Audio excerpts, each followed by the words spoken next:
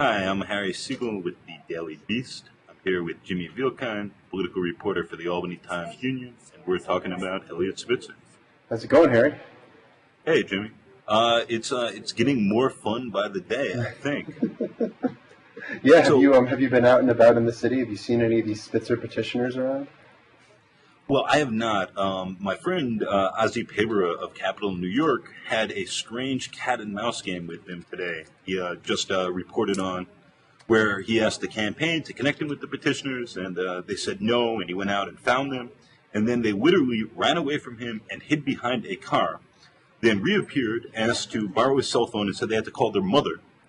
The guy then called his own cell phone to record Ozzy's number for whatever strange reason, and then they went away.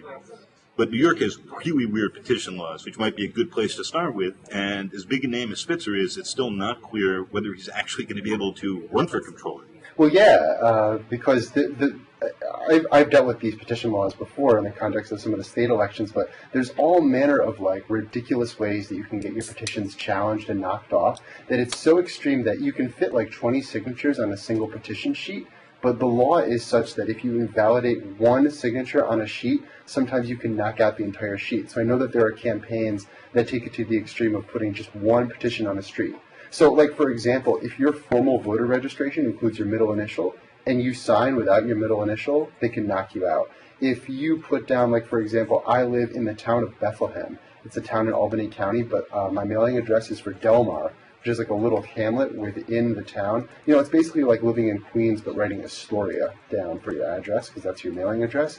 If you do the wrong one, you can get your petition signature knocked out. So I think Spitzer, what is it? It's $37.50 that he's required, but he wants to file at least double? He wants to file at least double, and people go up to 100,000.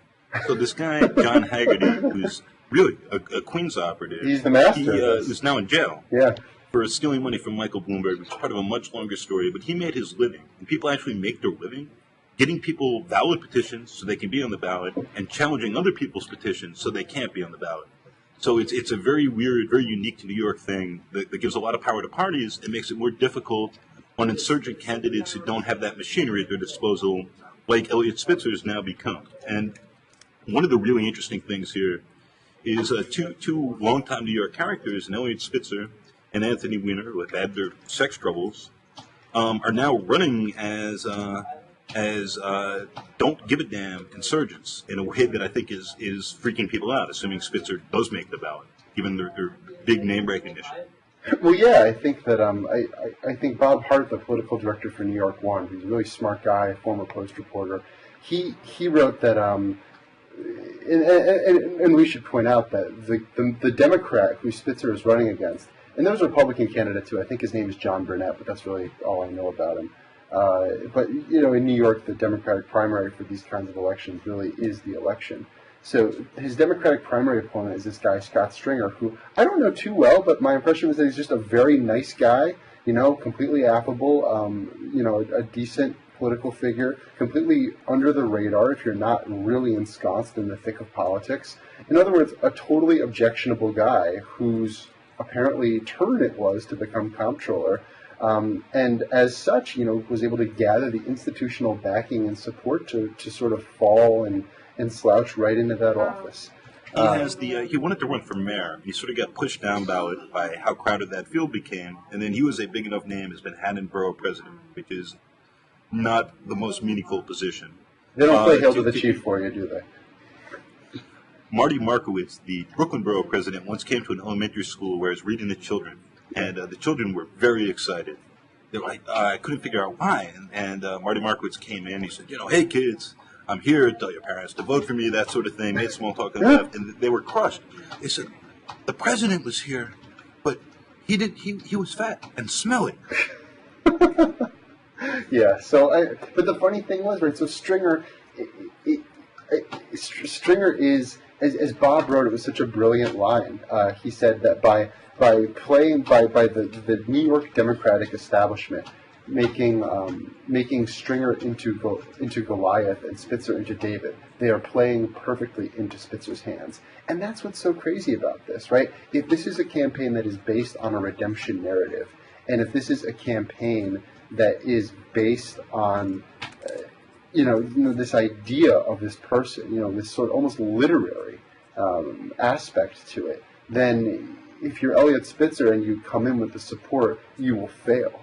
There are some echoes to it in my mind of sort of this Andrew Cuomo 2002 gubernatorial run, where he tried to present this grassroots effort, but it wasn't quite that. So it's. This is actually a narrative Spitzer has been going after for 5 years now, and in some ways arguably sooner. But that he was a good man, a good public servant, brought down by his personal failings or urges, as he called them yesterday. That grabs me because Spitzer had real issues with following the rules that applied to other people well prior to the prostitution stuff, which went back to when he was Attorney General. Obviously, it wasn't known at the time, and going after prostitution rings. That when he first runs for office, unsuccessfully, he finishes fourth in a Democratic primary in a four-way field for Attorney General. His father, effectively, who's a wealthy real estate developer in Manhattan, paid for the campaign, and did so in a way that was possibly not legal and definitely outside of the spirit of the rules. And it's maybe quite, he it's didn't quite know a he'd never thing run to, for office before. It's quite a thing. It's quite a feat to break New York's campaign finance laws. Yes, it is. Of course, the guy who he might be replacing, John Liu, may well be going to jail for his fascinating interpretation of those laws. He's running for mayor in the meantime as part of his plea bargaining strategy. But then Spitzer, having pulled this move with his father's money as a nominal loan that is never going to be repaid, it's pretty clear. Right, yeah. And getting called out on it, runs again 4 years later, knows the rules, knows the deadlines, can easily have the money gifted to him. There'd be some tax issues if he did it, and that's it, and spend it, and pulls the same trick again. He seems to have, which sort of fascinates me, like this long track record of playing differently. The Wall Street Journal has complained vociferously about his habit as Attorney General of trying cases through the press, leaking things, threatening people, all this sort of stuff. And now he's going for this actuarial, previously very sort of nerdy job as a controller, although you control an awful lot of pension money. I think like 150. I think about 150 billion, you see the. It's. Don't stop. I will check on that. I think it may be a lower But number. did you It's see, significant, certainly in the tens of billions. The original. Well, it's also funny that you mentioned. I wasn't reporting here, strictly speaking, at the Capitol when Spitzer was the governor, but everyone here was just walking around shaking their heads when the news first broke this week of his run for comptroller. People noted that he had no reservoir of goodwill among anybody, not among Democrats, not among Republicans, at the time that he resigned from office in March of 2008. People talked about his personal failings. One of the first things he did upon taking office, almost ironically, involved a comptroller, the current comptroller, Tom DiNapoli. So Alan Hevesy, who has just been released from jail, who was convicted of corruption charges. So elected and convicted are easily confused in New York. It's hard to keep track of who's been convicted. I think actually Hevesy might have even pleaded guilty to these charges, but his first run-in with the gray boundaries of political ethics was over a driver. He had a taxpayer-funded driver who drove his wife around. His wife was sick, and so that was found to be afoul of state ethical standards, and he was forced to resign from office. He basically had to plead guilty to a felony, like a grand larceny charge for having taken in kind more than $1,000 in state services, which makes him ineligible to hold office under New York law. So he had this weird distinction of literally being elected and then pleading guilty and leaving office like within a matter of minutes of taking office. And Spitzer, of course, was holding the line. He was not going to tolerate this. But under New York's glorious Constitution, when there is a vacancy of either the comptroller or the attorney general, the election is held by the combined state legislature, which is 63, then 62 state senators and 150 members of the assembly. And if you are the Democrats in the assembly, you've got such a dominant voting bloc. Right now, I think it's around 105, 106. Then it might have been as high as 110. I don't remember the actual tally. But essentially, the Democrats in the state assembly, led by their speaker, Sheldon Silver, the Lower Manhattan Democrat, had basically a controlling majority to pick the next comptroller. And so Spitzer, the new governor, came in and he said, "Oh, I want someone who's qualified." Qualified. He put it in, quotes. And he was going to set up this outside panel to vet people, get someone with financial experience, blah, blah, blah. Basically, he didn't want to see a lawmaker. So the Democrats in the Assembly and the Senate basically grumbled and said, "Yes, okay, we'll go along with this, whatever you have to say." And then that outside panel didn't pick a lawmaker. And so flummoxed or pissed, take your pick, they selected a guy named Tom DiNapoli from Long Island to be the comptroller, and he remains in office to this day. He was first elected by a vote of, I think, roughly 200 people, 200 and change people. But this is important, right? Because one of the interesting things is, does it matter so much who fills these jobs? The comptroller has a large and significant staff, is managing pension investments, can play more or less of an activist role as a substantial shareholder, but really, there are pretty strong limits on that. It's odd. It's a politically elected position, but it's not terribly political. To some extent, I'm not sure it matters who the frontman is. Have you seen Dick Fine? He ended up in jail. DiNapoli, who's an unintelligent hack, has been fined. At the city level, John Liu has been running it, is, as I said, possibly headed to jail. Yeah. Ethically, how shall we say? And the pension funds have not suffered from this, and frankly, the frontmen are sort of just, they're a little like baseball managers. They should have like a good sturdy jaw and show up, and then other people can do the work. I want to disagree with that a little bit, and actually, this is sort of Spitzer's argument, which I think deserves some airing. So, yes, absolutely yes, and that's true. Right, who have been I read this glorious statistic that, like, of the past 138 comptrollers of the city of New York, 137 of them run for mayor, or something like that. But and I can't name any of them other than Bill Thompson, who was the comptroller and who was running for mayor. But yeah, twice. But so. Yes, there's certainly that aspect to it, and that Spitzer's argument is that he can go in and actually do something. He can take this office, and he cannot be a hack. He cannot use it as a placeholder. He cannot use it as a stepping stone, though arguably he will be using it as a stepping stone. And people close to him who I've spoken to absolutely believe that this will eventually be a stepping stone to something higher in this world. Jimmy, when Spitzer was AG, he had this thing called the Martin Act. You know all about this. Of course. It's sort of incredible. Hey. You can investigate folks and subpoena everything for anything law for the New York AG, like around the Wall Street and the financial sector. And he used this to great effect. No kidding. So we had this incredible, what had been underutilized tool. There was, under George Bush, this vacuum in national control of the markets that he sort of filled. As governor, without that, he came in, declared that he would be a fucking steamroller, didn't have that tool, didn't deal well with the legislature, and well before the prostitution stuff was a disaster. Right. So he keeps saying, I'm going to be creative with the controller's office, but he hasn't elaborated on how or what mechanisms he would be using. Right. So I like the idea of this. I like the idea of having, to some extent, an activist investor there, someone who's interesting, someone who can really chomp at the mayor. Someone who's going to see if the public pension fund can do a hostile takeover of a corporation. Or try. I agree with you. I think that's the case. I think that there might be some powers there. And then we're talking about this office is mostly limited to its investor status, but he has audit power over city government. He should be raising questions and new questions about city funds. And he'll be looking at all kinds of matters. He's been talking about wanting to do performance-based audits, not just fiscal audits, which in Bloomberg's New York has not been much of a...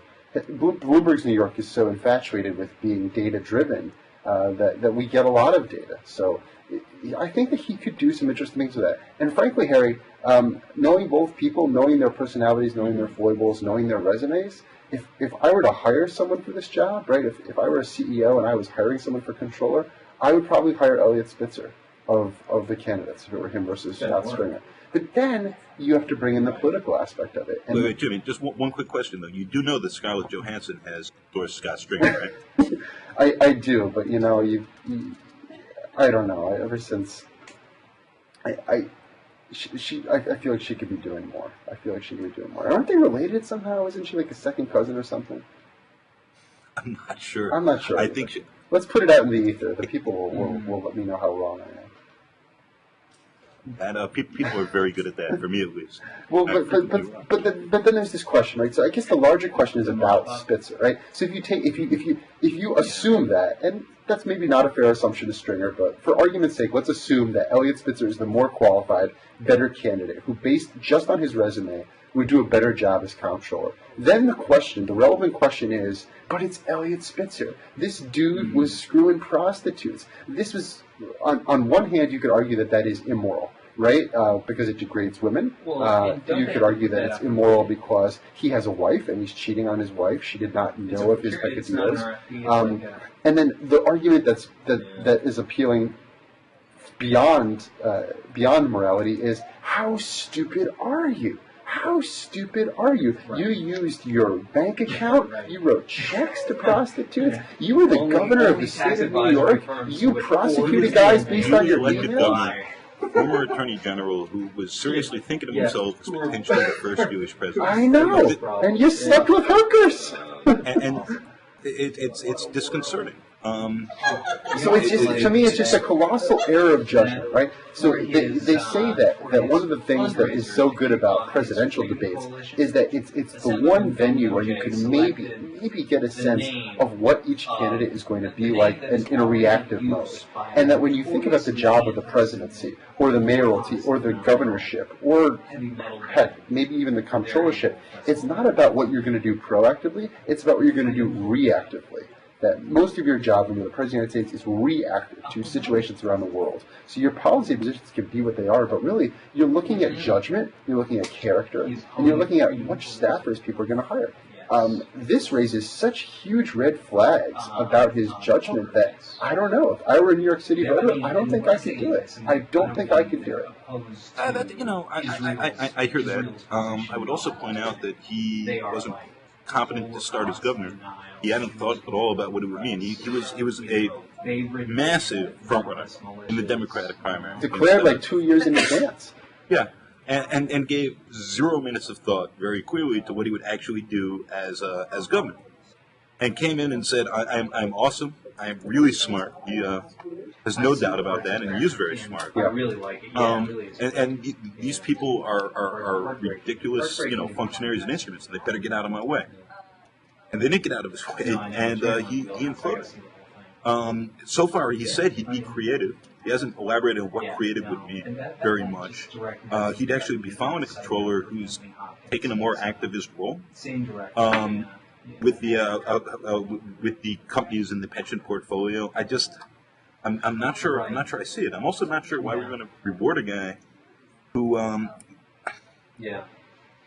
it troubles me to see these same proven failures or people who melted down in these ways recycled again and again and again. It says something about just how shallow the political venture has become. And also about the attraction of the player. How many? So let's think about New York City. How many people who have spent 20 years managing large sums of money are there in the city of New York? Hundreds, if not thousands. How many people are there who are maybe partners in one of the big four accounting firms who have done audits for their entire life in the city of New York? Hundreds, if not thousands. Where are they? Where is the notion of public service that maybe Joe Schmo with that resume could come forward and say, you know what, guys, I'm 55, I've made enough money to live comfortably for the rest of my life, but I think I could do a good job watching the ship the city finances. Choose me. That aspect is completely gone from our public discourse. Nowhere near our public discourse is somewhat concerning to me as a voter. And call me a hayseed, call me an idealist, but we're not even contemplating that. Wait, Jimmy. When was it that Joe Schmo stepped up and said, Well, that's the thing, right? Mr. Smith goes to City Hall? That's the thing, right? Because Mr. Smith no longer tries to go to Washington because of the scrutiny, the fact that the deck is generally completely rigged against him or her. So, when was this not the case? What golden age are we harkening back to here? So? I'm not enough of a student of history to say here. Ah, boy.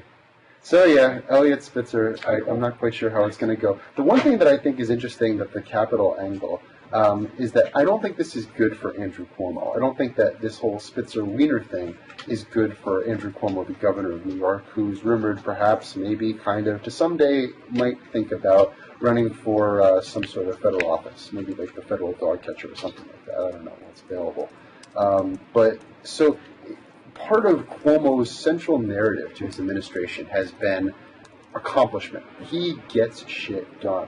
Andrew Cuomo is not the guy who doesn't get things and blames the other guy, right? In this era where we watch Congress fail to act so many times on so many things, or kick the can, or come up with these short-term solutions, Cuomo, in his first 2 years in office, was able to construct the narrative of, I negotiated a solution, it wasn't perfect, but I got things done. Your government functioned on a basic level. And the other narrative has, and part and parcel to that is, New York State government and politics, of which New York City is a major part, is and traditionally has been a circus. And Cuomo's argument and claim was, I have made it less of a circus. If Elliot Spitzer is elected comptroller, if Anthony Weiner is elected mayor or comes close to being elected mayor, what is a voter in Topeka, Kansas going to think of when they think of New York politics? And how on earth is Andrew Cuomo going to be able to disassociate himself in that person's mind with that stereotype? I think that's right on and interesting. I truthfully don't think he has so much to worry about in these terms, though, for a few reasons. Assuming Spitzer gets through this petition phase, and we know the answer to that very shortly. Mm-hmm. Part of the reason Anthony Weiner surged so quickly is it's with him in a five-way race. Mm-hmm. So among basically Democratic primary voters, so you're looking at like 100,000 votes to get into a runoff in a very big city, and that's not that hard to generate. Elliot Spitzer, in the meantime, is in a down-ballot race. I mean, nobody turns out to vote for the comptroller. They're there for something else, and it's like, oh yeah, that thing. We could break that record now. I'm not sure we will, even with him there. And I think in a two-way race, which eventually Weiner would have to be in one too, but there are an awful lot of women and people who feel a little repelled by him, who are going to have a hard time doing it, even if they think maybe he'd be a 10% better controller. And as I said, I'm not sure how much that 10% really matters. Mm-hmm. You know, maybe he'll stun me and truly be creative with the office and turn it into something different. I'm not sure I'd even want that. I think the main purpose there is to make sure that our pensions, that city pensions work, that they're paid out and that you're not being too clever with them, and to keep some eye on the city's finances. I think saying I'm a slightly better guy to do that, but I had this thing when I was in a high elected office with real public trust, where oh yeah, I was sneaking around with prostitutes is going to be a hard sell, even against it's a middleweight New Yorker like Springer. Right. So Harry, what would you put the odds on his getting his petitions in are? Good. He's spending insane amounts of money on that, and money buys things. Mm.